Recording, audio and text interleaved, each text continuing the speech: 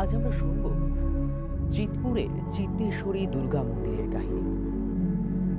আদি চিত্তেশ্বরী দুর্গা মন্দিরটি কলকাতার কাশীপুরের গান অ্যান্ড শেল কারখানার পাশে অবস্থিত। জনশ্রুতি যে প্রাচীন কলকাতার চিতপুর অর্থাৎ চিত্রপুর অঞ্চলের অধিষ্ঠাত্রী দেবী হলেন চিত্তেশ্বরী বা চিত্রেশ্বরী। আনুমানিক প্রায় ৮০০ বছর আগে চিতু ডাকাত এই দেবী পূজা শুরু করেন। দেবী মূর্তি প্রাচীন হলেও বর্তমান চিত্তেশ্বরী মন্দিরটি বয়সে অপেক্ষাকৃত নবীন। মন্দিরের প্রতিষ্ঠাতা হিসেবে শ্রী মনোহর ঘোষের নাম এখানে উল্লিখিত রয়েছে। বাংলা ডাকাতদের তৈরি প্রাচীন কালী মন্দিরে নরবলির ইতিহাস পাওয়া যায়, কিন্তু ডাকাতের আরাধ্য দেবী দুর্গা আবার সেখানে নরবলির ইতিহাস বিরলতম। চিতু ডাকাতের প্রতিষ্ঠিত চিত্তেশ্বরী মন্দির এক্ষেত্রে ইতিহাসের এক ব্যতিক্রম।